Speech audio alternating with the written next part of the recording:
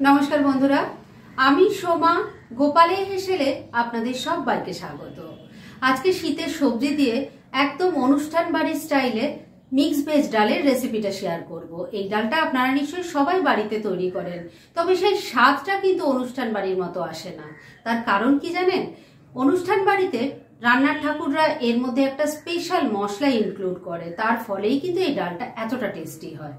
তাহলে চলুন আর একটু সময় নষ্ট না করে সেই রেসিপিটা শেয়ার করি। আজকে শীতের সবজি দিয়ে অনুষ্ঠান বাড়ির স্টাইলে ভেজ ডাল তৈরি করছি, আর তার জন্য প্রথমে এই কড়াইটা গরম করে নিয়েছি। এর মধ্যে এবার দিয়ে দিলাম হাফ বাটি পরিমাণ সোনা মুগ ডাল। এবার ফ্লেমটাকে কমে রেখে ডালটা ড্রাই রোস্ট করে নিচ্ছি। 2-3 মিনিট সময় নিয়ে ডালটাকে ড্রাই রোস্ট করে নিয়েছি। এবার গ্যাসটা বন্ধ করে এটাকে নামিয়ে ভালো করে ধুয়ে নিচ্ছি। ড্রাই রোস্ট করা ডালটা ধুয়ে রেখে দিয়েছি। এবার এটা বয়েল করব, সেজন্য কড়াইয়ের মধ্যে অল্প জল দিয়ে গরম করে নিয়েছি। এর মধ্যে প্রথমে দিয়ে দিলাম অল্প হলুদের গুঁড়ো, দিয়ে দিচ্ছি একটা তেজপাতা, আর এর সাথে অল্প একটু তেল দিয়ে দিলাম। এবার এর মধ্যে ড্রাই রোস্ট করা আর তারপর যে ধুয়ে নিয়েছি সেই ডালটা দিয়ে দিলাম। সামান্য একটু নুন দিয়ে দিলাম। এবার সবকিছু ভালো করে মিশিয়ে নিচ্ছি। এবার ফ্লেমটাকে লো আর মিডিয়ামের মাঝামাঝি রেখে একটা লিড চাপা দিয়ে ডালটাকে 70% কুক করে নিচ্ছি। আর এই সময়ের মধ্যে চলুন এই ভেজ ডালে আমি কি কি সবজি দিচ্ছি সেগুলো দেখিয়ে দিই। একদিকে তো ডালটা সেদ্ধ হচ্ছে, আর আরেকদিকে আমি এই রান্নার ভেজিটেবলসগুলো সব গুছিয়ে নিয়েছি। কি কি আছে সেটা আগে দেখিয়ে দিই। এখানে ফুলকপি ছোট ছোট করে ছাড়িয়ে রেখেছি, বিনস আছে ছোট করে কাটা, গাজর এখানে ছোট করে কেটে রেখেছি। আমি এখানে সবজির পরিমাণ কিন্তু বন্ধুরা বলছি না, কেননা এটা আপনারা নিজেদের প্রয়োজন মতো বা ইচ্ছে মতো নিতে পারেন। আর এর সাথেই রেখেছি মটরশুঁটি, যেগুলো এখনো ছাড়ানো হয়নি, পরে ছাড়িয়ে নেব। যাই হোক, এবার এই প্লেটটাকে আমি কিছুক্ষণের জন্য এক সাইডে রেখে দিচ্ছি, আর ওইদিকে ডালটা কতটা সেদ্ধ হলো চলুন সেটা দেখা যাক।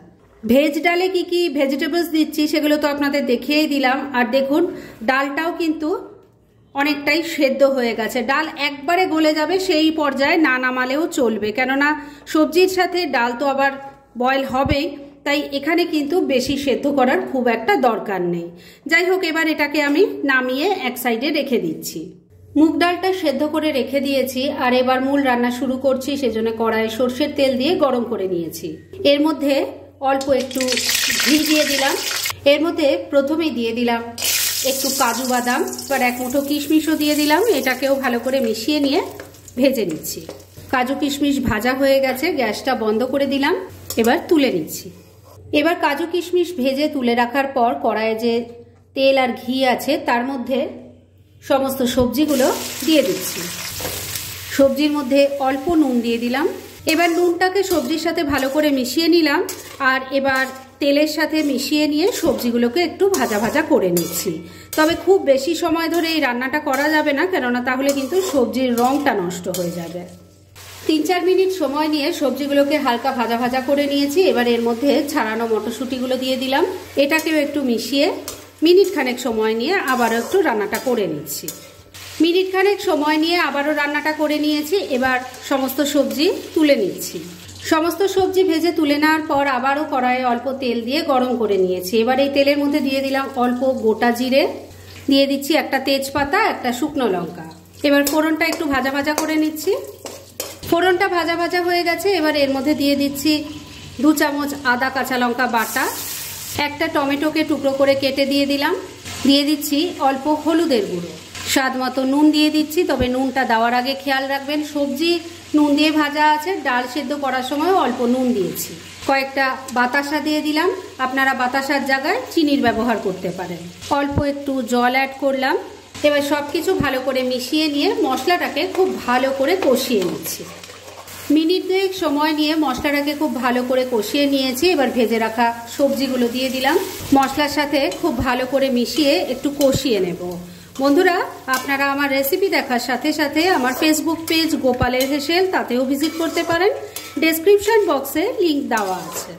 মশলার সাথে সবজিটাকে মিশিয়ে মিনিট 2 সময় নিয়ে একটু কষিয়ে নিয়েছি। এবার সেদ্ধ করে রাখা ডালটা দিয়ে দিলাম। এর সাথেই দিয়ে দিলাম উষ্ণ গরম জল। বন্ধুরা, এই রান্নাটা যেমন খুব পাতলা ভালো লাগে না, আবার খুব ঘন হলেও ভালো লাগবে না, তাই সেই বুঝে জল দেবেন। সবকিছু ভালো করে মিশিয়ে নিচ্ছি।